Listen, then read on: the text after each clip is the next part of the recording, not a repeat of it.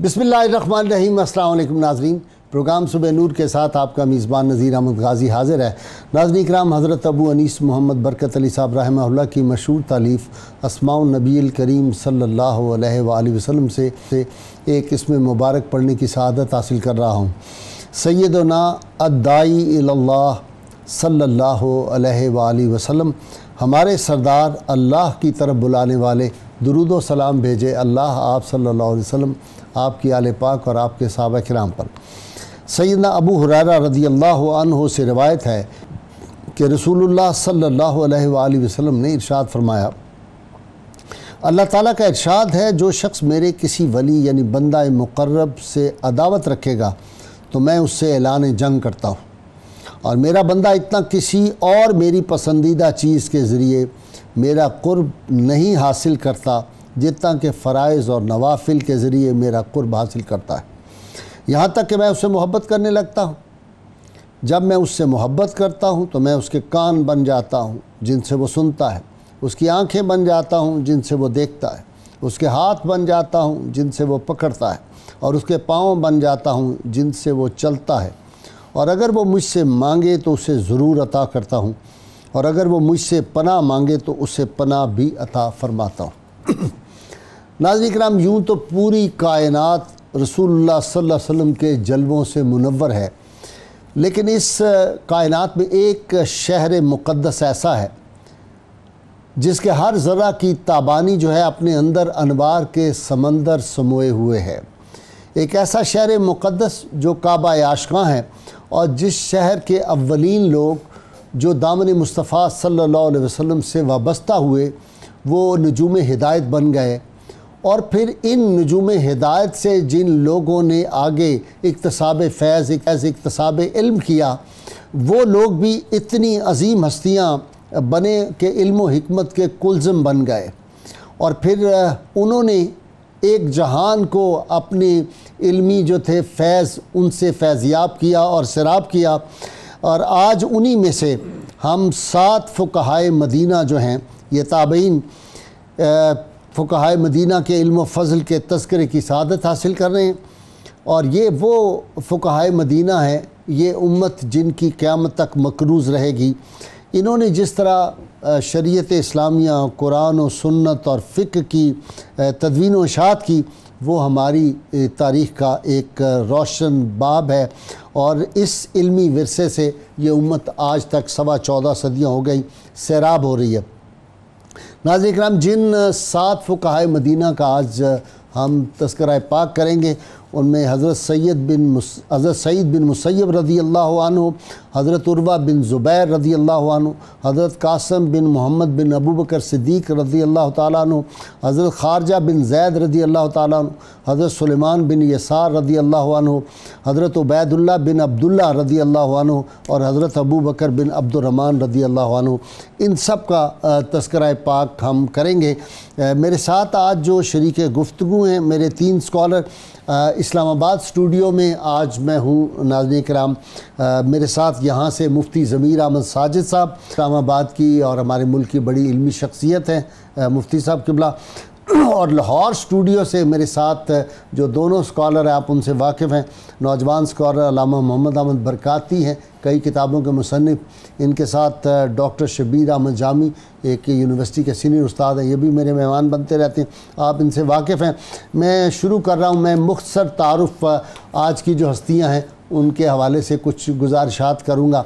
आज चूँकि हमने 7 फ़ुक़हा के बारे में बात करनी है, तो शायद कोई 2-4 मिनट मेरा जो इंट्रो है वो भी तफसील से हो जाए। हज़रत सईद बिन मुसय्यब रज़ियल्लाहु ताला अन्हु, सैयदना अबू हुरैरा रज़ियल्लाहु ताला अन्हु के दामाद, ये इतनी बड़ी शख्सियत थी कि अल्लाह ताला ने जिस तरह सैयदना अबू हुरैरा को कमाल का हाफ़ज़ा अता किया था, इनको भी उसी तरह का अल्लाह ताला ने हाफ़ज़ा अता किया था।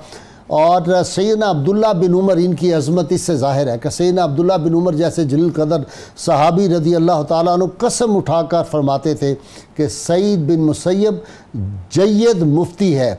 और इसी तरह ख़तीब बगदादी, इमाम अबू लैस, अब्दुल्ला बिन कसीद, हज़रत नाफ़े, याया बिन सईद, ये सब इनकी तारीफ़ में रतबुल लिसान हैं। और कमाल इनका ये है کہ ولید، سلیمان اور عبد الملک بن مروان جیسے جابر حکمرانوں کے سامنے بھی انہوں نے ان کی بیعت نہیں کی، اور باطل کے سامنے سرنگونی ہوئے۔ مدینہ منورہ کی گلیوں میں ان کو لنگوٹ پہنا کر پھرایا گیا ان کی توہین کرنے کے لیے۔ لیکن ناظرین کرام، جو جادہ حق تھا، جو عظیمت کا سفر تھا، اس میں ان کے پائے استقلال میں لغزش نہیں آئی ذرا بھر بھی، اور کوڑے کھاتے رہے، ان کو کوڑے مارے گئے۔ اور سب سے بڑی ان کی جو مشہور بات ہے کہ عشق نبی صلی اللہ علیہ وسلم کا فیضان تھا کہ واقعہ ہرہ کے درمیان آپ کو پتہ ہے جب یزید کی فوجیں مسجد نبوی میں داخل ہو گئی تھی، تو جتنے دن یہ وہاں پہ رہے، مسجد نبوی سے روضہ اطہر سے اذان کی آواز آتی تھی، اور یہ وہاں پہ اس اذان کے جواب میں نماز پڑھتے تھے۔ کچھ احباب نے مشورہ دیا کہ چونکہ حکمران وقت آپ کے خلاف ہے تو آپ مسجد نبوی میں نماز پڑھنے کے لیے نہ آیا کریں۔ تو آپ نے ارشاد فرمایا کہ جب حیا علی الصلاۃ مؤذن کہتا ہے تو اس کے جواب میں مسجد نبوی، روضہ رسول صلی اللہ علیہ وسلم سے دور کیسے رہ سکتا ہوں، لہٰذا یہ ساری تکالیف انہوں نے برداشت کی۔ خلیفہ وقت ان کی جو بڑی خوش شکل صاحبزادی تھی، اپنے بیٹے کی اس سے شادی کرنا چاہتا تھا، انکار کر دیا، اور صاحب تقوی اپنا شاگرد بہت انتہائی غریب ابو ودا جو تھا اس کے ساتھ اپنی بیٹی کی انہوں نے شادی کر دی تھی۔ ناظرین کرام، اسی طرح حضرت عروہ بن زبیر رضی اللہ تعالیٰ عنہ کتنے جلیل قدر تابعی ہیں۔ حضرت برادر کن کے ہیں؟ حضرت عبداللہ بن زبیر رضی اللہ تعالیٰ عنہ شہید کے، جنہوں نے اتنی جرأت کے ساتھ باطل کا مقابلہ کیا، اور ان کی والدہ حضرت سیدہ اسماء بنت ابی بکر ام المومنین سیدہ عائشہ صدیقہ طیبہ طاہرہ کی بہن تھی۔ ناظرین کرام، انہوں نے جو استفادہ کیا اپنی خالہ سیدہ ام المومنین سیدہ عائشہ صدیقہ، سیدنا علی المرتضیٰ، سیدنا زید بن ثابت، عبداللہ بن عباس، عبداللہ بن عمر، حضرت ابو ہریرہ، اسامہ بن زید، اور حضرت ابو ایوب انصاری جیسے جلیل قدر صحابہ سے، اور ان کو امام ظاہری جو تھے وہ علم کا سمندر کہتے تھے۔ اور سیدنا عمر بن عبدالعزیز رضی اللہ تعالیٰ عنہ نے یہاں تک فرما دیا کہ میں اس کو سب سے بڑا عالم مانتا ہوں۔ اور جب ان کا آپریشن ہوا اور ان کا پاؤں کاٹا گیا ایک تکلیف کی وجہ سے، تو لوگوں نے کہا کہ نشہ آور کوئی چیز لے لیں تاکہ آپ کو بے ہوشی میں وہ آپریشن ہو۔ انہوں نے کہا نہیں، اللہ کا ذکر کرتے رہے، پاؤں کٹ گیا اور بالکل پتہ بھی نہیں چلا۔ ناظرین کرام، سخی اتنے تھے، کھجوروں کے باغ میں خود ہی ایک دروازہ رکھ دیتے تھے، کہیں سے دیوار توڑ دیتے تھے تاکہ لوگ آئیں اور مفت ان کے ہاتھ سے کھجوریں کھائیں۔ بئر عروہ بن زبیر کنواں آج بھی مدینہ منورہ میں مشہور ہے، اور ان کا جب وصال ہوا اس سال کو فقہا کی موت کا سال کہتے تھے۔ امام زین العابدین سے بڑی دوستی تھی۔ امام زین العابدین سعید بن مسیب، ابو بکر بن عمر اور عروہ بن زبیر کی وفات ایک ہی سال میں یعنی 94 ہجری میں ہوئی تھی۔ اسی طرح قاسم بن محمد بن ابو بکر رضی اللہ تعالیٰ عنہ، یہ نقش بندیوں کے سردار، ہمارا جو شجرہ مبارک ہے اس میں ان کا نام پاک آتا ہے۔ امام جعفر صادق کے نانا جان اور حضرت امام زین العابدین، حضرت سالم رضی اللہ تعالیٰ عنہ اور حضرت قاسم، یہ تینوں خالہ زاد بھائی ہیں۔ اور امام بخاری نے تو یہاں تک لکھا کہ 200 احادیث جو ہیں ان سے جو مروی ہیں، اور خود فرماتے تھے کہ میں نے علم بحر العلوم حضرات سے سیکھا ہے، سیدہ عائشہ صدیقہ رضی اللہ تعالیٰ عنہ سے، عبداللہ بن عباس سے، حضرت ابو ہریرہ، عبداللہ بن عمر جیسے لوگوں سے انہوں نے جو تھی وہ علم حاصل کیا تھا۔ اور حضرت عمر بن عبدالعزیز رضی اللہ تعالیٰ ان کے بارے میں فرماتے تھے کہ کاش خلافت میری بجائے قاسم بن محمد کو مل جاتی۔ اس طرح ناظرین کرام، حضرت خارجہ بن زید، حضرت زید بن ثابت کاتب وحی اور قرآن حکیم جب جمع ہوا تو اس کی جنہوں نے کتابت کی تھی اور ہیڈ تھے اس گروپ کے، ان کے صاحبزادے ہیں حضرت خارجہ، اور ان کے نانا عظیم شہید عاشق مصطفیٰ صلی اللہ علیہ وسلم حضرت سعد بن ربیع، جن کا بڑا مشہور وہ قول تھا کہ میرے جا کے خاندان والوں سے کہہ دینا، آخری الفاظ یہ تھے کہ رسول اللہ صلی اللہ علیہ وسلم پہ اپنی جانیں قربان کرتے رہنا، اور اگر ایک آنکھ بھی باقی ہوئی اور رسول اللہ صلی اللہ علیہ وسلم تک کسی کا ہاتھ پہنچا تو قیامت کے دن میرا جو ہاتھ ہے وہ تمہارے گریبان پہ ہوگا۔ تو ناظرین کرام، یہ بہت عظیم ہستی تھے۔ انہوں نے حضرت اسامہ بن زید، اپنی والدہ سیدہ جمیلہ رضی اللہ تعالیٰ عنہ، سال بن سعد سے بھی اکتساب فیض کیا، اور مدینہ کے لوگ وراثت کے معاملات میں انہی کی طرف رجوع کیا کرتے تھے اور وفات سے پہلے اپنی وفات کا ایگزیکٹ سال اور دن بھی بتا دیا تھا۔ ناظرین کا اس طرح سلیمان بن یسار رضی اللہ تعالیٰ عنہ سیدہ ام المومنین میمونہ رضی اللہ تعالیٰ عنہ کے غلام تھے اور حضرت عبداللہ بن عباس کے شاگرد اور مفتی مدینہ۔ ناظرین کرام ان کے بھی بڑے بڑے انہوں نے صحابہ سے جو تھا فیض پایا، اور ان کی ایک خاص خوبی یہ تھی کہ اللہ تعالیٰ نے ان کو کمال کی جمالیاتی ثروت عطا کی تھی، اتنے حسین و جمیل تھے، لیکن زندگی ایسی پاک بازی کی گزاری کہ وہ بھی ایک تاریخ ہے۔ میں اب اپنے جو میرے اسکالر حضرات ہیں ان کی طرف آ رہا ہوں، ابتدا کر رہا ہوں مفتی ضمیر احمد ساجد صاحب سے۔ مفتی صاحب پہلے تو یہ فرمائیں، یہ فقہائے سبع ان کو کیوں کہتے ہیں؟ بسم اللہ الرحمن الرحیم۔ آپ نے بڑی خوبصورتی کے ساتھ فقہائے سبع کا تذکرہ کیا ہے جی، اور جہاں تک ان کو فقہائے سبع کہنے کا تعلق ہے جی، تو ویسے تو جب ہم فقہائے مدینہ کہتے ہیں یا فقہائے سبع کہتے ہیں تو اس میں تو بڑی بڑی شخصیات کے نام بھی ہمارے سامنے آتے ہیں، صحابہ کرام کے، ان کے بعد بھی کے ادوار میں آتے ہیں۔ لیکن جب ہم یہ کہتے ہیں کہ فقہائے مدینہ منورہ کے فقہائے سبع، تو اس سے مراد یہی چند ہستیاں ہیں جن کا تذکرہ بھی آپ نے کیا ہے۔ اس کی وجہ یہ تھی کہ تابعین میں، یعنی صحابہ کرام کے دور کے اختتام کے بعد جب تابعین کا دور آیا تو اس میں بڑی بڑی جلیل القدر ہستیاں جو تھیں وہ صاحب علم لوگ تھے اور ان کو بڑی مہارت تھی دین کے اوپر، شریعت کے اوپر، لیکن جو اہل فتویٰ لوگ تھے، جن کا فتویٰ چلتا تھا، یوں کہنا جی، جو مسند افتاء پہ بیٹھتے تھے، وہ یہی لوگ تھے اور ان کے علاوہ کوئی اور نہیں تھا۔ جب بھی کسی کو کسی شرعی مسئلے کی ضرورت پڑتی تھی، وراثت کا مسئلہ ہو، دیگر معاملات ہوں، تو وہ انہی لوگوں کے پاس آتے تھے۔ اس لیے یہ مشہور ہو گئے، ان کا یہ لقب مشہور ہو گیا، اور میں یہ سمجھتا ہوں کہ اللہ تعالیٰ کی طرف سے یہ خصوصی دین ہے ان لوگوں کے لیے، اور یہ خصوصی لقب ملا ہے کہ یہ پوری دنیا میں آج جب بھی کوئی فقہائے مدینہ کہتا ہے یا فقہائے سبع کہتا ہے تو اس سے مراد یہ صاحب۔ سعید بن مسیب نے خاص کیا فقہی وہ کون سے مسائل تھے جن پہ ان کا شہرت ہے، جنہوں نے یہ بیان کیے؟ دیکھیں، حضرت سعید بن مسیب رضی اللہ تعالیٰ عنہ، ان کے جیسے کہ آپ نے ان کا تذکرہ کیا ہے کہ وہ علم، جیسے ان کا نکسیر جب پھوٹ جائے تو وضو ختم ہو جاتا ہے، دوبارہ وضو کرنا چاہیے، ان کے بارے میں مشہور ہے۔ جی، اس طرح یہ بھی ہے، اور پھر خاص کر امامہ کے حوالے سے، یعنی جب وضو کیا انہوں نے تو انہوں نے امامہ کے اوپر مسح نہیں کیا بلکہ امامہ اتار کر مسح کیا ہے، اور یہی احناف کا نقطہ نظر بھی ہے کہ جس طرح میں یہ پتہ چلتا ہے کہ وہ جو صحابہ کرام سے تعلیمات انہوں نے اخذ کی ہیں، اور تقریباً 30-35 سال حضرت ابو ہریرہ رضی اللہ تعالیٰ عنہ کے ساتھ رہے، شاگرد تھے ان کے، یہ داماد بھی تھے لیکن شاگرد بھی تھے، اور اکتساب فیض کیا۔ قرات خلف امام اس کو کہتے ہیں، لفظ کیا کہتے ہیں؟ قرات خلف الامام کہتے ہیں۔ وہ کیا، وہ بھی اس پہ بھی ان کا ہی ہے؟ قرات خلف الامام کا مجھے معلوم نہیں، انہوں نے فتویٰ دیا کہ انہوں نے فتویٰ دیا ہے بات خاموش رہنا چاہیے جب امام پڑھ رہا ہو تلاوت۔ جی ہاں، بالکل، وہ اس طرح کی احادیث بہت ساری مروی ہے، چونکہ یہاں پر فتوی کی بات نہیں ہے، قرات خلف الامام کے حوالے سے تو چونکہ مستقل احادیث موجود ہیں، اچھا، اور اس پر تو بڑی سری احادیث موجود ہیں کہ امام کے پیچھے قرات خلف الامام نہیں کرنی چاہیے۔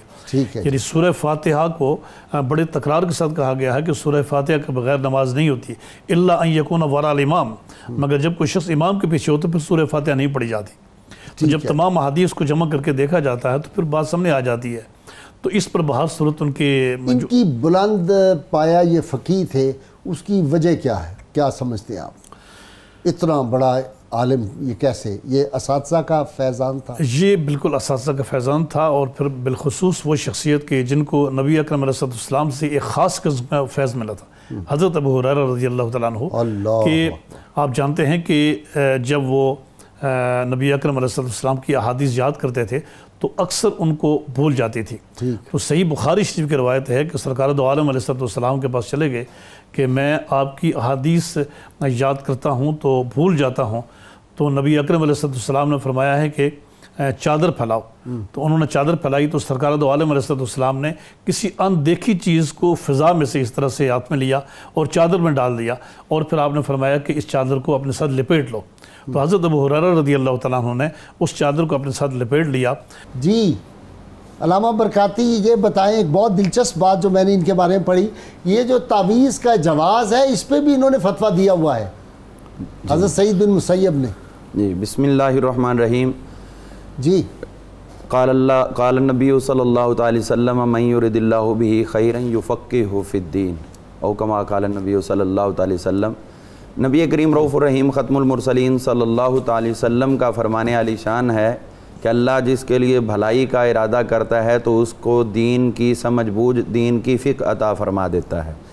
نبی کریم صلی اللہ علیہ وسلم نے اسی لیے اپنے خطبہ حجۃ الوداع کے اندر بھی ارشاد فرمایا تھا کہ جو کچھ میں آپ کو بیان کر رہا ہوں وہ آپ آگے پہنچائیں اور وہ لوگ اس سے آگے پہنچائیں، کیونکہ بعض دفعہ ایسا ہوتا ہے سننے والا ان کلمات سے وہ فائدہ نہیں اٹھا سکتا، آگے جس کو بیان کرے وہ اس سے زیادہ اٹھا لیتا ہے۔ تو ایسی ہی چیزوں کو ہم دین اسلام کی فقہ کے نام کے ساتھ تعبیر کرتے ہیں۔ تو یہ فقہائے سبع جو ہیں یہ یقیناً اپنے دور کے تابعین تو تھے ہی، لیکن ایسے تابعین تھے کہ جن کے اوپر خود صحابہ کرام ناز کیا کرتے تھے، اور صحابہ کرام رضوان اللہ علیہم اجمعین نے نہ صرف ان لوگوں کی سرپرستی کی، نہ صرف ان کی سرپرستی فرمائی، بلکہ انہوں نے ان کی رہنمائی بھی مسلسل فرمائی، اور اس انداز میں فرمائی کہ دوسروں کے سامنے فرما دیا کرتے تھے، یہاں تک کہ کوئی مسئلہ پوچھنے آتا تو فرما دیتے کہ جاؤ سعید ابن مسیب سے پوچھ لو۔ یہ صحابہ کرام کا ان پر اعتماد تھا، اور بقیہ بھی تمام جو 6 فقہا ہیں ان پر بھی۔ تو اگر ہم دیکھتے ہیں کہ نبی کریم صلی اللہ علیہ وسلم کے دین حنیف کو ڈرافٹنگ کی صورت دینے کا عمل ہوا تو یہ یک لخت نہیں ہوا، بلکہ اس کی ابتدا تو صحابہ کرام نے کر دی، اور اس کو انتہائی عروج دینے والی شخصیات یہ ہیں۔ تو جو آپ نے سوال فرمایا گلے میں تعویذ لٹکانے کا، تو غازی صاحب دلائل النبوت کے اندر امام بہقی رحمۃ اللہ تعالی علیہ نے خود یہ حدیث پاک بیان فرمائی ہے کہ سرکار دو عالم صلی اللہ علیہ وسلم کے ذات مقدسہ جب آپ کی ولادت باسعادت ہوئی تو اس وقت آپ کے گلے میں بھی تعویذ ڈالا گیا اس دور کے مطابق۔ تو ایسی ہی روایات جو ہیں وہ موجود ہیں، اگرچہ تمیمہ جو ہے اس کے حوالے سے یہ گفتگو ہے کہ اگر تمیمہ ایسے الفاظ پر مشتمل ہے جو کفریہ ہوں یا شرکیہ ہوں تو وہ حضور صلی اللہ علیہ وسلم نے خود بھی تعویذ ختم کرنے کا حکم دیا اور دوسروں سے بھی کروایا۔ سعید ابن مسیب رضی اللہ تعالیٰ عنہ اسی چیز کے قائل تھے کہ جو الفاظ اچھے ہوں ان کے ساتھ فقہائے مدینہ کی خاص باتیں، حضرت عروہ بن زبیر رضی اللہ تعالیٰ عنہ یہ کیسے کیسے لوگ تھے جی، اپنی اپنی ذات میں علم کا کوہ صفا ایک سے ایک بڑھ کے ہے۔ جی حضرت سیدنا عروہ بن زبیر رضی اللہ تعالیٰ عنہ یہ مشہور صحابی رسول حضرت سیدنا زبیر بن عوام رضی اللہ عنہ جو 10 مبشرہ میں سے ہیں، ان کے لخت جگر نور نظر ہیں، اور یہ 3 بھائی تھے، حضرت مصعب اور حضرت عروہ اور حضرت عبداللہ بن زبیر۔ اتفاق یہ ہے کہ حضرت عبداللہ بن عمر رضی اللہ تعالیٰ عنہ اور یہ چاروں جو ہیں 3 بھائی اور چوتھے حضرت عبداللہ بن عمر رضی اللہ عنہ، آپ مکہ مکرمہ کے قریبی جگہ پر دعا کر رہے تھے تو ایسا قبولیت کا وقت تھا، چاروں نے ایک ایک دعا کی اور چاروں کی ہی قبول ہوئی۔ مصعب نے دعا کی کہ یا اللہ مجھے عراق کا گورنر بنا دے تو وہ بن گئے۔ حضرت عبداللہ بن زبیر نے دعا کی یا اللہ مجھے پورے عالم اسلام کا خلیفہ بنا دے تو وہ بھی بن گئے۔ حضرت سیدنا عروہ بن زبیر رضی اللہ عنہ نے یہ دنیاوی جاہ و حشمت کی طرف توجہ کرنے کی بجائے رسول اللہ صلی اللہ علیہ وسلم کی میراث تقسیم کرنے کی دعا کی، یا اللہ مجھے علم پھیلانے والا بنا دے، تو ان کی یہ دعا بھی قبول ہوئی۔ حضرت عبداللہ بن عمر رضی اللہ عنہ درویشانہ دعا فرمائی، اگرچہ صحابی رسول اور گناہ بخشے ہوئے لیکن انہوں نے کہا یا اللہ میرے گناہ معاف فرما دے، تو اللہ تعالیٰ نے یقیناً ان کی دعا جو ہے وہ بدرجہ اتم قبول فرمائی۔ ان کے حوالے سے اگر ہم یہ دیکھیں تو عروہ بن زبیر کی شخصیت، ان کی فقہ حوالے سے ان کی خاص باتیں جی حضرت عروہ بن زبیر رضی اللہ تعالیٰ عنہ آپ کی فقہ کے حوالے سے میں یہ بات عرض کرنا چاہوں گا کہ فقہ حنفیہ جو ہے اس کا دار و مدار 2 شخصیات پر ہے، ایک حضرت سیدنا عبداللہ بن مسعود رضی اللہ عنہ کی شخصیت اور ان کے ساتھ متصل حضرت سیدنا مولا علی المرتضیٰ شیر خدا کرم اللہ تعالیٰ وجہ الکریم۔ تو حضرت مولا علی رضی اللہ تعالیٰ عنہ کی جو فقہ تھی اس کو اختیار کیا تھا حضرت عروہ بن زبیر رضی اللہ عنہ نے، اور ان کی توضیحات دیتے ہوئے حضرت سیدنا امام اعظم ابو حنیفہ رضی اللہ عنہ نے انہی سے اکتساب کیا ہے۔ حضرت سیدنا عروہ بن زبیر رضی اللہ عنہ کے حوالے سے اگر یہ بات میں عرض کروں تو یہ یقیناً لطف سے خالی نہیں ہے کہ حضرت عبداللہ بن عمر رضی اللہ عنہ جب طواف کعبہ فرما رہے تھے تو طواف کے دوران انہوں نے عرض کیا حضرت عبداللہ بن عمر کو کہ میں آپ کی صاحبزادی صاحبہ جو دین کی انتہائی عالمہ فاضلہ ہیں ان کے ساتھ نکاح کرنا چاہتا ہوں۔ غازی صاحب ان کا کانفیڈنس دیکھیے، اور پھر حضرت عبداللہ بن عمر رضی اللہ عنہ دوران طواف تو جواب نہیں دیا، اور یہ انہوں نے پریکٹیکلی ان کو فقہ کا ایک سبق دیا۔ حضرت عبداللہ بن عمر رضی اللہ عنہ یہ دیکھیے کہ کیسی تربیت ان کی ہو رہی ہے، انہوں نے دوران طواف ان کو جواب نہیں دیا بلکہ اس کے بعد جواب دیا۔ کیوں ایسا ہے کہ سرکار نے اصل میں طواف کو بھی نوافل کے ہی قائم مقام قرار دیا، تو طواف کے دوران غیر ضروری گفتگو نہیں کرنی چاہیے۔ تو اتنا بڑا سوال اور کتنے پیارے انداز میں حضرت عبداللہ بن عمر رضی اللہ عنہ کی خاموشی نے سمجھا دیا. اور اس کے بعد یہ جو طواف کے یہاں بات آ گئی علامہ صاحب، یہ طواف کے دوران یہ جو سیلفیاں لوگ بنا رہے ہوتے ہیں، پھر اس کے بارے میں کیا خیال ہے؟ جی یہ دوران طواف تو مکمل طور پر اس سے پرہیز کرنا چاہیے، کیونکہ یہ عبادت آپ کسی دنیا دار کو دکھانے کے لیے نہیں کر رہے، خود پروردگار کے حضور اپنی عاجزی کا اظہار کر رہے ہیں. تو لہٰذا جب آپ کی توجہ غیر اللہ کی طرف ہو جائے گی، جی جاری رکھیے. ہاں جی، تو پھر آپ دیکھیے ایک حدیث پاک میں آتا ہے، سرکار فرماتے ہیں کہ جب آدمی نماز پڑھتا ہے اور نماز کے دوران اس کی توجہ کسی اور طرف چلی جائے تو اللہ تعالیٰ فرماتا ہے تو میری طرف آیا ہے، کدھر توجہ کر رہا ہے؟ میری طرف توجہ کر. بندہ پھر توجہ نہیں کرتا اور اپنے خیالوں میں کھویا رہتا ہے، پھر باری تعالیٰ کی طرف سے ندا ہوتی ہے، پھر تیسری دفعہ ندا ہوتی تو آخر میں کہا جاتا ہے تو میرے لیے آیا ہی نہیں تھا، جس کے لیے آیا تھا جا اس سے جا کے اپنا اجر حاصل کر. اب اسی طرح طواف بھی جو ہے وہ نوافل کے قائم مقام ہے. اس میں اگر ہم ایسا کرتے ہیں کہ کسی اور طرف توجہ کرتے ہیں تو یہ اصل میں خالق سے توجہ ہٹا کر مخلوق کی طرف ہو رہی ہے، اور جس کی قطعاً بھی اسلام میں اجازت نہیں ہے، سوائے اس کے کہ جو شرعیہ مسائل ہیں وہ ایک عبادت کا حصہ سمجھتے ہوئے وہاں گفتگو کی جا سکتی ہے، لیکن دنیاوی معاملات کو ڈسکس کرنا دوران طواف جو ہے اس کی اجازت نہیں ہے. صحیح. ڈاکٹر جامی صاحب کی طرف جا رہا ہوں. جی ڈاکٹر جامی صاحب، فقہائے مدینہ ایک سے ایک بڑھ کے دین کی خدمت جو ان لوگوں نے کی اور جو ان کا کردار اور ان کی پاک بازیاں ہیں وہ آدمی دیکھ کے حیران ہوتا ہے. بعض اوقات تو لگتا ہے طلسماتی شخصیات ہیں. غازی صاحب خلفائے راشدین کے بعد جو آئے بادشاہ، ہاں ان سے کسی کے سامنے جھکے نہیں، نہ ڈرے، نہ کسی سے کوئی پیسے لیے، نہ یہ درباروں کے قریب ہوئے. کیا درویشی تھی ان سب کی. جی غازی صاحب، بنیادی طور پر حضور نبی اکرم صلی اللہ علیہ وسلم کی جو ایک صفت ہے کہ آپ اللہ تعالیٰ کے صفات کاملہ کا مظہر اتم تھے، یہ فقہاء کی شکل میں، مفسرین کی شکل میں، محدثین کی شکل میں اور صوفیاء کی شکل میں یہ اسی فیض کا تسلسل ہے. یہ جو فقہاء سبع تھے، فقہ کے چند باتیں میں گزارش کر دوں. یہ جو فقہی بصیرت ہوتی ہے نا، فقہی بصیرت کے لیے 3 چیزیں ہونا بڑا لازمی ہے. ایک تو فقہی بصیرت والا طالب علم ذہین بڑا ہوتا ہے، خواہ اس کو ذہانت خود سے ملی ہو یا حضور نبی اکرم صلی اللہ علیہ وسلم کی عطا سے ملی ہو. دوسرا یہ ہے کہ اس کا استاد بڑا کامل ہو. تیسرا یہ ہے کہ اس کے ساتھ تقوی اور تزکیہ بھی ہو. یہ 3 چیزیں غازی صاحب جہاں کٹھی ہوتی ہیں وہاں فقہی بصیرت آتی ہے. یہ جو 7 فقہاء تھے، ان 7 ڈاکٹر صاحب معذرت کے ساتھ ایک بات ذرا کلیئر کر دیں. میرا عقیدہ اور ایمان تو یہ ہے کہ جس کو جو کچھ بھی ملتا ہے وہ دربار مصطفیٰ صلی اللہ علیہ وسلم کی خیرات ہی ہے اور وہیں سے ملتا ہے. بالکل ٹھیک. اس میں کوئی شک آگے جاری رکھیں آپ کہ حضور نبی اکرم صلی اللہ علیہ وسلم کی رحمت للعالمینی کے مظاہر سے ہی سب کچھ ملتا ہے. آپ نے ٹھیک فرمایا.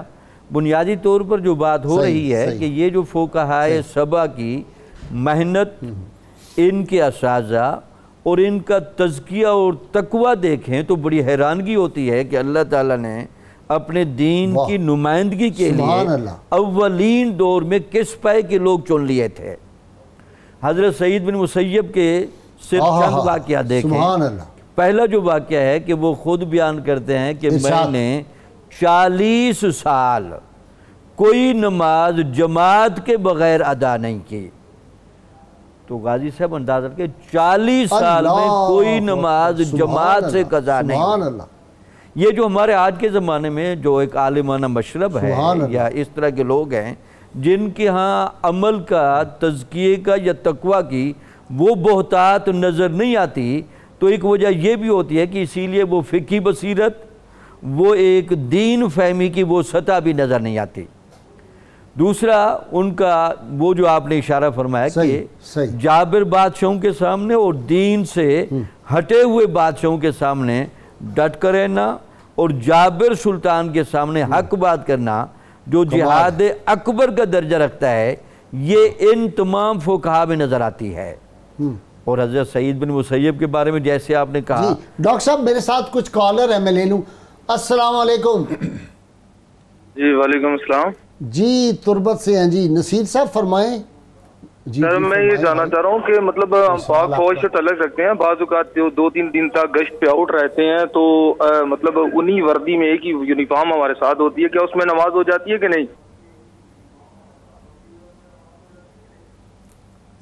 وردی ایک ہی رہتی ہے، یہ سوال ہے آپ کا جی۔ نیکسٹ جی، السلام علیکم۔ وعلیکم السلام۔ ہلو جی ناصر صاحب، جی سر کیا حال ہے؟ فرمائیں۔ جی جی میں سن رہا ہوں۔ میرے دو مختصر سے سوال ہیں۔ ایک تو حضرت سعید بن مسیب ان کا مزار اقدس کہاں پہ اور ان کی اولاد پاک کتنی ہے؟ دوسرا میرا سوال یہ ہے کہ ابھی آپ نے کچھ دن پہلے نا مروان کا ذکر کیا تھا، یہ مروان کون ہے اور یہ کیا ہے؟ یہ 2 سوالوں کا میرا جواب دے دیجیے، بہت شکریہ۔ اچھا ٹھیک ہے جی، ٹھیک ہے۔ یہ اچھا جی ناظرین کرام، وقت ہوا ہے درود پاک سننے کا، بہت مختصر وقفہ ہوگا، آپ بھی درود پڑھیں گے، میں بھی درود سنیں گے، بھی ہمارے ساتھ رہیے گا۔ ایک ناظرین کرام جی، مفتی ضمیر صاحب ایک کالر نے ہمارے پوچھا کہ ایک تو وردی انہوں نے پہنی ہوتی ہے اور تربت، اور وہ بارڈر کا علاقہ ہے، 3-3 4-4 دن ایک ہی وردی ہوتی ہے، تو کہتے ہیں اس میں نماز ہو جاتی ہے؟ بالکل ہو جاتی ہے، اس میں کیا جگہ پاک ہو؟ اگر پاک ہے تو اس میں تو کوئی قباحت نہیں، ہو جاتی ہے نماز، چاہے 10 دن پہنی ہو۔ جی بالکل ٹھیک ہے جی۔ اچھا جی، دوسرا انہوں نے پوچھا کہ حضرت سعید بن مسیب رضی اللہ تعالیٰ عنہ کی اولاد پاک، یہ ان کی اولاد کے حوالے سے 4 بیٹیاں اور 3 بیٹے، ٹھیک ہے جی، یہ سیرت نگاروں نے لکھا ہے، ٹھیک ہے، اور جنت البقی میں ان کا، جنت البقی میں مزار پاک۔ ان کا مروان بن عبد الملک انہوں نے پوچھا، جی مروان بن عبد الملک یہ اموی دور کا خلیفہ تھا اور بڑا ظالم خلیفہ تھا۔ اس کے دور میں یہ جو مفتیان مدینہ ہیں ان پر بڑی سختیاں بھی ہوتی تھیں، لیکن وہ جو مفتی کا مقام ہے کہ وہ نہ تو کسی کی سختی سے دبتا ہے اور نہ کسی کی محبت میں وہ جھکتا ہے، حق بات جو حق بات کرتا ہے، قرآن و سنت کی بات ہے اس پہ ڈٹ جائے۔ جی بالکل مفتی صاحب یہی بات ہے، ہم نے یہ لوگ پڑھے ہوئے ہیں نا، تو کسی وقت بعض لوگ ناراض بھی ہو جاتے ہیں ہم سے، لیکن ہم کہتے ہیں کہ نہیں، جہاں اللہ رسول کی بات ہے وہاں کوئی ساری دنیا ناراض ہوئے۔ محمد علی جوہر کا ایک بڑا خوبصورت شعر ہے، اس نے کہا کہ توحید تو یہ ہے کہ خدا حشر میں کہہ دے یہ بندہ دو عالم سے خفا میرے لیے، یہ ہے اصل فوقات۔ اچھا جی، بات چل رہی تھی ڈاکٹر جامی صاحب سے۔ جی جامی صاحب آپ اپنی بات مکمل فرمائیں۔ غازی صاحب بنیادی طور پر جو نقطہ بیان ہو رہا تھا وہ ان 7 خلفاء کی عبادت، ان کا ورع اور ان کا تقوی، اس کی بات چل رہی تھی۔ تو میں گزارش کر رہا تھا کہ سعید بن مسیب رضی اللہ تعالی عنہ، ان کے بارے میں مشہور ہے کہ انہوں نے ایک تو 40 سال باجماعت نماز کے ساتھ نماز ادا کی۔ دوسرا یہ تھا کہ جیسے آپ نے خود اشارہ فرمایا کہ وہ چونکہ باجماعت نماز پڑھنے کے بہت شوقین تھے اور یہ اسلام کے اہم واجبات میں سے ہے، تو ان آزمائش کے ایام میں بھی یہ باقاعدہ مسجد نبوی میں جاتے رہے اور حضور نبی اکرم صلی اللہ علیہ وسلم کی ان پر روحانی توجہ بھی دیکھیں اور اپنی امت مسلمہ کی سرپرستی بھی دیکھیں کہ آپ کے روضہ اقدس سے باقاعدہ یہ اذان کی آواز سنتے تھے۔ آج عقائد کے باب میں جتنے بھی مسائل پیدا ہوتے ہیں، ڈاکٹر صاحب دیکھیں یہ نابینا بھی ہو گئے ہوئے تھے، یا نابینا ہو گئے تھے، ٹھیک ہے، اس معذوری کے باوجود مسجد نبی میں جا کے نماز پڑھتے تھے۔ اور حضور نبی اکرم صلی اللہ علیہ وسلم سے روزے سے ان کا آواز سننا یہ اس بات کی دلیل بھی تھا کہ حضور نبی اکرم صلی اللہ علیہ وسلم کی ان پر نگاہ رحمت اور شفقت بھی تھی اور پوری امت کی روحانی سرپرستی بھی ہو رہی تھی۔ حضرت عبداللہ بن عمر رضی اللہ تعالیٰ عنہ خود ان کے بارے میں کہتے ہیں کہ انہوں نے احادیث کو جمع کرنے میں اور تمام خلفائے راشدین کے قضایہ جات کو یاد کرنے میں اور حضور نبی اکرم صلی اللہ علیہ وسلم کی ذات گرامی نے جو اہم فیصلے فرمائے تھے ان سب کو یاد کرنے میں انہوں نے سب سے زیادہ محنت کی تھی۔ اور وہ کہتے تھے کہ اگر حضور نبی اکرم صلی اللہ علیہ وسلم، بہت شکریہ، میں ذرا مفتی ضمیر صاحب سے یہاں اسلام آباد اسٹوڈیو سے، جی ڈاکٹر صاحب، جی مفتی صاحب، باقی جو حضرات ہیں فقہاء مدینہ ان میں سے کسی اور صاحب کے بارے میں۔ جیسے آپ نے حضرت عروہ بن زبیر رضی اللہ تعالیٰ عنہ کا ذکر کیا تھا، تو وہ بھی بہت بڑے فقیہ تھے اور بہت بڑے مفتی تھے مدینہ منورہ کے، اور ان کا جو امتیاز تھا اور علمی مقام تھا وہ یہ تھا کہ وہ سیرت کے ماہر تھے، اچھا. اور فقہائے مدینہ میں سے یا آپ کہہ سکتے ہیں کہ تابعین میں سب سے پہلے نبی اکرم علیہ السلام کی سیرت لکھنے والے یہی ہیں. اچھا. سیرت کی سب سے پہلی کتاب تابعین میں انہوں نے لکھی ہے، حضرت عروہ بن زبیر رضی اللہ تعالیٰ عنہ نے. اچھا. اب جہاں تک ان شخصیات کا تعلق ہے کہ انہوں نے مطلب فقاہت میں بہت بڑا نام پیدا کیا ہے اور اللہ تبارک و تعالیٰ کے ہاں اس کی پذیرائی ہوئی ہے، تو ان کی فقاہت یہی تھی کہ جو صحابہ کرام کے فتوے تھے اور صحابہ کرام کے جو اجتہادات تھے وہ سب انہوں نے جمع کیے ہیں. اور حضرت عروہ بن زبیر رضی اللہ تعالیٰ عنہ کا یہ اعزاز حاصل ہے کہ انہوں نے وہ تمام چیزیں جمع کر کے امت کے آگے منتقل کی ہیں، اور ایک نقل متواتر کے ذریعے سے اور ایک عمل مسلسل کے ذریعے سے وہ چیزیں ہم تک پہنچی ہیں. علامہ برکاتی صاحب کی طرف. جی علامہ صاحب، باقی فقہا کے بارے میں ذرا فرمائیں نا. جی باقی فقہا میں ہم دیکھتے ہیں تو ایک مشہور نام حضرت قاسم بن محمد بن ابی بکر کا ہے. حضرت قاسم بن محمد بن ابو بکر. جی حضرت سیدنا ابو بکر صدیق رضی اللہ تعالیٰ عنہ کے پوتے تھے آپ. اور اس حوالے سے بھی اگر دیکھیں کہ ان کی والدہ محترمہ اور حضرت سیدنا امام زین العابدین علیہ السلام کی والدہ محترمہ اور حضرت سالم بن عبداللہ بن عمر رضی اللہ عنہ ان کی والدہ محترمہ، یہ تینوں آپس میں حقیقی بہنیں تھیں اور یہ بادشاہ ایران یزگرد کی بیٹیاں تھیں. یہ میں نے کہہ دیا ہے علامہ صاحب، یہ بات ہو گئی ہے. جی میں آگے چلتا ہوں. جی یہ بات ہو گئی. آپ دیکھیے حضرت سیدنا قاسم بن محمد کی فقہ میں سے ہمیں ایک چیز نظر آتی ہے. ان کا یہ مسئلہ تھا کہ ان کو کوئی بھی مسائل بیان کرتا تو وہ بھی سنتے توجہ سے، لیکن پھر یہ کوشش کرتے کہ ان کا وہ بیان جو ہے وہ کم سے کم واسطوں کے ساتھ سرکار دو عالم علیہ السلام تک یا صحابہ اکرام تک پہنچے. مثلا ایک صحابی نے ایک بات کی ہے اور وہ کسی تابعی کے توسط سے آپ کو پہنچے تو آپ کوشش کرتے تھے کہ براہ راست جا کر میں اسی صحابی سے سنوں. ان کی تربیت حضرت ام المؤمنین سیدہ عائشہ صدیقہ رضی اللہ تعالیٰ عنہا نے خصوصی طور پر فرمائی.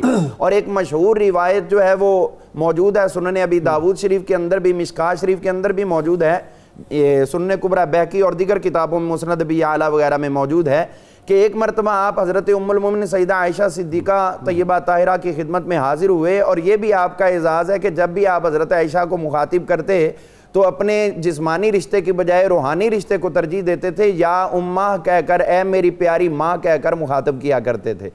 تو اب یہ ہوا کہ آپ کی خدمت میں اسپیشلی حاضر ہوئے اور عرض کی، یا امہ اکشفی لی عن قبر النبی صلی اللہ تعالی علیہ وسلم و صاحبیہ. ماں جی مجھے رسول اللہ صلی اللہ علیہ وسلم کی قبر انور اور آپ کے دونوں صحابہ یعنی حضرت سیدنا ابوبکر صدیق، عمر فاروق رضی اللہ عنہ، ان کی قبور مبارکہ کی زیارت کروائیں. تو یہ آپ کا سوال کرنا بھی ایک بہت بڑے مسئلے کا حل ہے، اور وہ یہ ہے کہ جو قبور مبارکہ نیکوں کی ہوتی ہیں ان کے اوپر جو مجاورین ہوتے ہیں وہ یہی سے مستنبط کیا گیا ہے مسئلہ کہ حضرت عائشہ صدیقہ طیبہ طاہرہ خود رسول اللہ صلی اللہ علیہ وسلم کے دربار فیض عام کے اوپر آپ مجاورہ کی حیثیت سے تشریف فرما ہوتی تھیں، اسی لیے انہوں نے خود جانے کی بجائے ان سے عرض کیا. تو انہوں نے پھر دروازہ کھول کر ان کو زیارت کروائی. اور آپ یہ بیان کرتے ہیں، اور یہ تشریح اور توضیح جو ہے ملا علی قاری رحمۃ اللہ علیہ نے مرقات کے اندر اور اس کے بعد شرح شفا کے اندر کی ہے، اور اسی طرح یہ عون المعبود شرح سنن ابی داود کے اندر شمس الحق عظیم آبادی انہوں نے یہ بیان کی ہے کہ آپ جب اندر گئے تو دیکھا کہ نبی کریم صلی اللہ علیہ وسلم اور صحابہ اکرام دونوں جو آپ کے صاحبین تھے ان کی قبور مبارکہ کے اوپر ایک یمنی چادر چڑھی ہوئی تھی. اس چادر کو ہٹا کر سرکار دو عالم علیہ السلام کی قبر مبارکہ کی زیارت کروائی. تو ماں جی کی موجودگی میں آپ کی مجاورہ کی حیثیت سے یہ عمل کرنا اور پھر حضرت سیدنا قاسم بن محمد کا پوری طرح اسی کو بیان کر دینا، یہ ہمارے لیے یقیناً بہت بڑی رہنمائی بھی ہے اور امت کے لیے اس کے اندر سنت کا عمل بھی موجود ہے. علامہ صاحب ایک لفظ جو ہے نا اس کو نگران کہہ دیں مجاورہ کی بجائے، ذرا خوبصورت لفظ ہے، یہ ٹھیک ہے، یہ بھی کہا جا سکتا ہے. ڈاکٹر جامی صاحب کی طرف. ڈاکٹر صاحب باقی ہاں جی باقی حضرت خارجہ بن زید ہیں، سلیمان بن یسار ہیں، باقی جو فقہائے مدینہ ان کے بارے میں فرمائے نا. خارجہ بن زید بن ثابت رضی اللہ تعالیٰ عنہ کا آپ نے تذکرہ فرمایا کو آپ کے کچھ سعادتیں تو آپ کو خاندانی طور پر حاصل ہیں، کچھ آپ کا تلمبوزانہ بھی بڑا کردار ہے. ایک تو یہ تھا کہ آپ کی والدہ کی طرف سے جو آپ کے جد لگتے تھے حضرت سعد بن ربیع انصاری، یہ ان لوگوں میں سے تھے جو بیعت عقبہ ثانیہ کے موقع پر موجود تھے۔ ایسے آپ وہ خاندانی پس منظر کی عظمت کا اندازہ لگا سکتے ہیں کہ جن لوگوں کو حضور نبی اکرم صلی اللہ علیہ وسلم کی آمد کی خبریں مدینہ میں ملی تھیں، وہ آپ کو باقاعدہ مدینہ میں تشریف لانے کے لیے دعوت دے رہے ہیں۔ تو جیسے پھر آپ نے ان کے بارے میں آخری جملے بھی ارشاد فرمایا کہ حضور نبی اکرم صلی اللہ علیہ وسلم کو ذرا برابر بھی کوئی تکلیف نہ ہونے پائے، اگر تکلیف ہوئی تو ہمارا ایمان سلامت نہیں رہے گا۔ دوسرا پھر ان کو حضرت زید بن ثابت کے صاحبزادہ ہونے کی جو سعادت حاصل ہے، غازی صاحب یہ جو نسبی فیض ہوتا ہے آپ حیران ہوں گے، اس کا تصوف میں بڑا کردار ہوتا ہے۔ والد یا والدہ کا صرف خون ہی منتقل نہیں ہوتا، ان کا علم، ان کا تقوی، ان کی طہارت اور ان کے ارادوں تک بھی منتقل ہوتے ہیں۔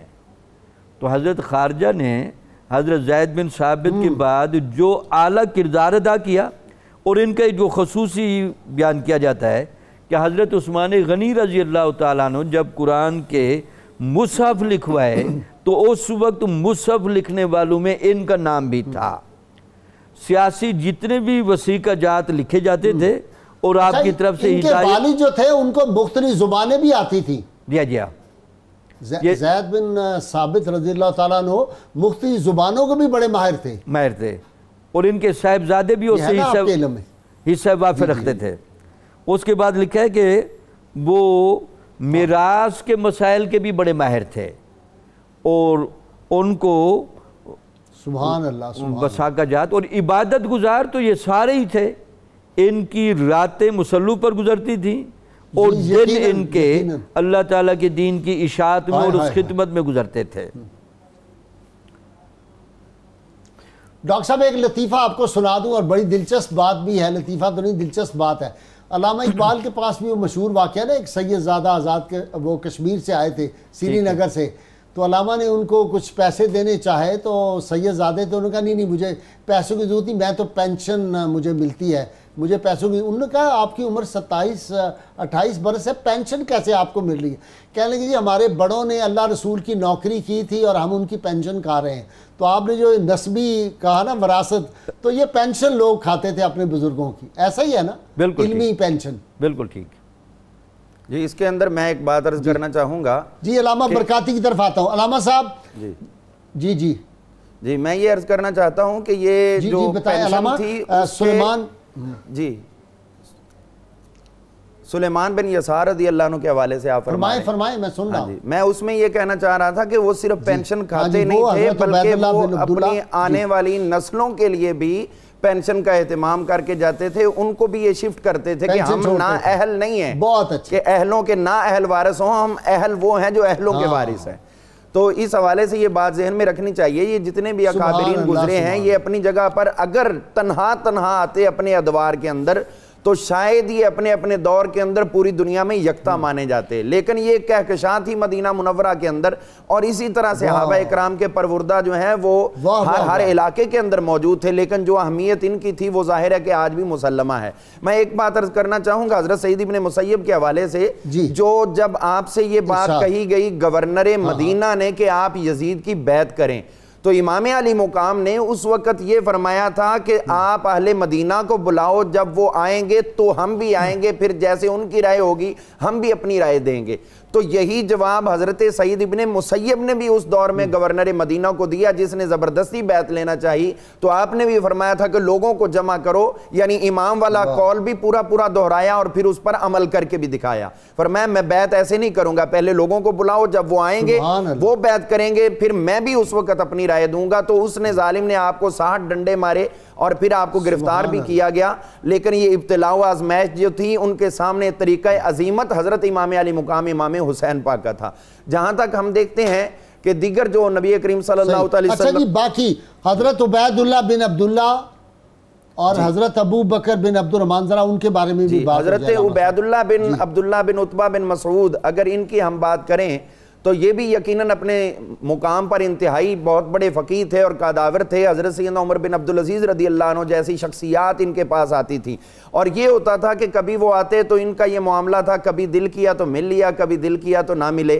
لیکن ایک چیز ان کے حوالے سے یہ ہے کہ یہ عبادت کے اندر شغف دوسروں سے زیادہ رکھتے تھے۔ حضرت امام زہری فرماتے ہیں کہ مسئلہ یہ ہوا کہ میں دوسرے ائمہ کے پاس جاتا تھا پڑھنے، تو ان کے جو مسائل ہوتے تھے ان میں تکرار ہوتا تھا، ایک مسئلہ کئی بار یا بار بار کئی دنوں بعد ریپیٹ ہو جاتا، لیکن یہ وہ واحد شخصیت ہے جن کے پاس میں گیا ہوں، ایک دفعہ ایک مسئلہ ہوا تو دوبارہ پھر وہ ریپیٹ ہی نہیں آپ نے کیا۔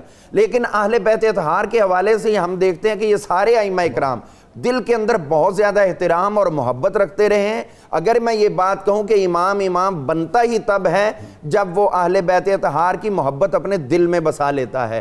جو ان کی محبت سے خالی ہو جائیں دل، تو وہ دل ہی کچھ نہیں رہتے، تو وہ کسی اور کو فیض کیا دیں گے۔ حضرت سیدنا امام زین العابدین علیہ السلام ایک مرتبہ حضرت عبداللہ بن مسعود سے ان کی رشتہ داری کیا تھی؟ جی، یہ حضرت عبداللہ بن مسعود رضی اللہ عنہ کے اصل میں بھائی کے پوتے تھے، اسی حوالے سے ان کے بھی پوتے تھے یہ۔ تو میں یہ عرض کرنا چاہتا تھا کہ حضرت امام زین العابدین ایک مرتبہ ان کے پاس کسی کام کے لیے تشریف لائے، تو یہ نفل پڑھ رہے تھے، تو نفل پڑھتے پڑھتے اتنا ٹائم گزر گیا کہ دوران نفل کسی نے آواز دی کہ بھی آپ اپنی عبادت لمبی کر رہے ہیں اور امام زین العابدین آپ کے انتظار میں ہیں۔ تو جیسے یہ آپ کے کانوں میں آواز پہنچی، فوراً مختصر کر کے نماز مکمل کی اور بے اختیار ہاتھ اللہ کے حضور دعا کے لیے اٹھا دیے، یا اللہ میں تو تیری عبادت میں روزمرہ اپنے معمولات کے مطابق مصروف تھا، لیکن اب جو امام آئے ہیں یا اللہ ان کے آمد پہ ان کے استقبال میں یا ان کی حاضری میں مجھے تاخیر ہوئی، یا اللہ میں اس بارے میں قابل ملامت نہیں ہوں، میں تو اپنی عبادت اسی شوق میں کر رہا تھا، لیکن یہ میری خوش قسمتی ہے وہ تشریف لائیں، تو فوری پھر عبادت چھوڑی اور امام زین العابدین کی خدمت میں یہ حاضر ہوئے۔ تو یہاں پر یہ بھی بات سمجھ میں رکھ لینی چاہیے کہ اس کا مطلب ہے کہ عبادت الہی کے ساتھ ساتھ اہل بیت اطہار کی محبت اور پھر ان کا دل کے اندر جو مقام ہے، صرف محبت ہی کافی نہیں بلکہ مقام بھی، اور پھر مقام کا اظہار بھی، یہ انہی عظیم شخصیات کا ایک ترائے امتیاز تھا۔ اسی طرح ہم دیکھتے ہیں حضرت سلیمان بن یسار رضی اللہ عنہ، جو اپنے دور میں انتہائی خوبصورت اور پیاری شخصیت تھے اور جن کے اوپر بہت سی دنیا فریفتہ ہو جایا کرتی تھی، رات کو جب سوئے حضرت سیدنا یوسف علیہ السلام کا آپ کو خواب میں دیدار ہوا۔ حضرت یوسف علیہ السلام آپ نے فرمایا کہ اے سلیمان بن یسار، جیسے میں آزمایا گیا ویسے تم بھی آزمائے گئے، جیسے اللہ نے میری حفاظت فرمائی ویسے اللہ تعالیٰ نے تیری بھی حفاظت فرما دی ہے۔ تو غازی صاحب یہ اس طرح کے لوگ جو ہیں وہ اپنے کردار کے اور گفتار کے جو ہیں وہ واضح بھاگ گئے، بہت تیزی سے بھاگے، جی ایسے ہی ہے، اس سے دور ہوئے آپ۔ تو یہ غازی صاحب بھاگ گئے تیزی سے۔ ہاں جی، جتنے بھی یہ فقہا کا ہم نے تذکرہ کیا ہے، ظاہر ہے کہ فقیہ تو اپنے وقت کا ولی کامل ہوتا ہی ہے، اسی لیے رسول اللہ صلی اللہ علیہ وسلم کا جو ارشاد پاک ہے کہ فقیہ واحد اشد علی الشیطان من الف عابد، دین کی ایک سمجھ بوجھ رکھنے والا فقیہ جو ہے وہ شیطان کے اوپر 1000 عبادت گزار جو عبادات کی اصل روح سے غافل ہو اس سے زیادہ بھاری ہوا کرتا ہے۔ بہت اچھی بات ہے، کریں گے جی ڈاکٹر جامی صاحب۔ آخری بات جی، فقہائے مدینہ، عشاق مصطفیٰ صلی اللہ علیہ وسلم سارے، اور عشاق اور ادب جو ہے اہل بیت اطہار کا، اس کی وجہ سے اللہ تعالیٰ نے ان کو یہ مقام عطا فرمایا۔ جی ایک کمنٹ فرما دیں غازی صاحب۔ بنیادی طور پر بات یہ ہے کہ دین اسلام کی جو حقیقت ہے وہ اس وقت تک نہیں سمجھ میں آ سکتی کہ جب حضور نبی اکرم صلی اللہ علیہ وسلم کے ساتھ اور اللہ تعالیٰ کے ساتھ اور دین کی حقانیت کو سمجھنے کے ساتھ خلوص دل کے ساتھ لگن اور تڑپ نہ ہو۔ حضور نبی اکرم صلی اللہ علیہ وسلم کی یہ رحمت للعالمینی کے فیوزات کے یہ کرشمے ہیں جو تاریخ کے دور میں شروع میں دکھا دیے گئے۔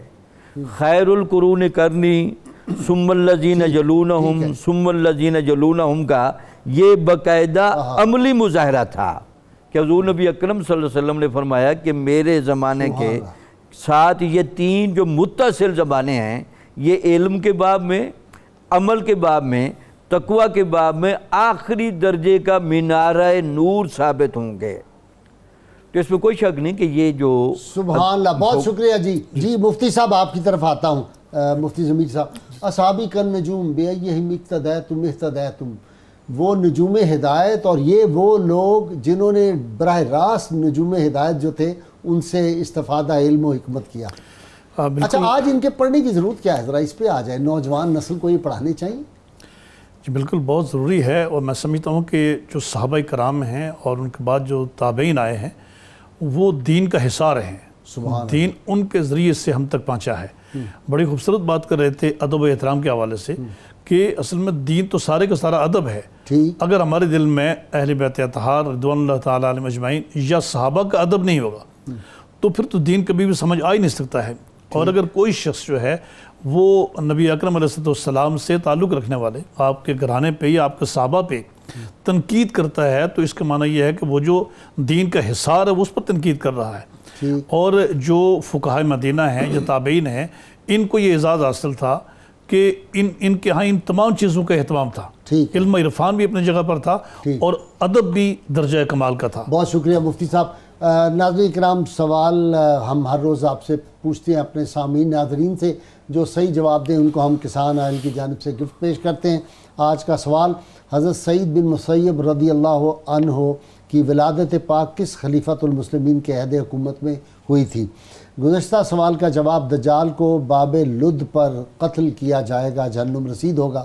خوش نصیب حضرات جنہوں نے سب سے پہلے صحیح جواب دیے، راؤ محمد سعد بہاڑی، حافظ اخلاق احمد فیصل آباد، عبد الماجد خان پور، سفینہ عمر حیات کبیر والا، اکبر خان سرگودہ، منور حسین ملتان، محمد ندیم اختر اسلام آباد، لیاقت علی شیخو پورہ، محمد انور ساہیوال، فیاض حسین جھنگ، کامران احمد لاہور، محمد خالد ہری پور، آپ سب کو انشاءاللہ تعالی جو آپ کے گفٹ ہے یہ پہنچا دیے جائیں گے۔ کتاب الشفاء سے نسخے کا وقت ہو گیا۔ ناظرین کرام، علم و حکمت کے حصول کا عمل ہے یہ، جو شخص رات کو سوتے وقت اپنا سیدھا ہاتھ سینے پر رکھ کر اللہ تعالیٰ کے اسم مبارک الباعث 100 مرتبہ پڑھ کر اپنے اوپر دم کرے گا، اللہ تعالیٰ کے فضل و کرم سے اس کا سینہ علم و حکمت سے منور ہو جائے گا۔ شرط یہ اول و آخر کم از کم 11 مرتبہ کوئی بھی درود پاک جو آپ کو آتا وہ ضرور پڑھیں۔ حضرت سعید بن مسیب رضی اللہ تعالیٰ عنہ کا قول مبارک ہے کہ اللہ تعالیٰ کے حکم میں غور و فکر کرنا اور حرام کردہ امور سے اجتناب کرنا عین عبادت ہے۔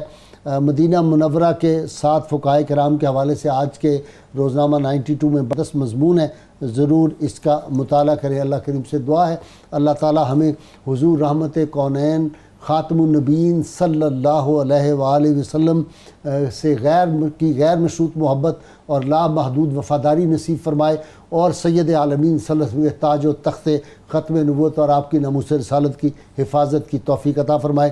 نعرے کے لیے تیار ہو جائیے، گلی گلی کوچے کوچے کو بکو، اور آج اسلام آباد کی فضاؤں میں بھی یہ نعرہ گونجے گا انشاءاللہ تعالی۔ میرے ساتھ مفتی صاحب ہے یہاں، اور وہاں لاہور سے ڈاکٹر شبیر جامی اور علامہ برکاتی بھی مل کے زوردار نعرہ لگائیں گے، پاکستان کا مطلب کیا؟ لا الہ الا اللہ محمد رسول اللہ صلی اللہ علیہ وسلم، محمد رسول اللہ صلی اللہ علیہ آلہ وصحبہ وبارک وسلم۔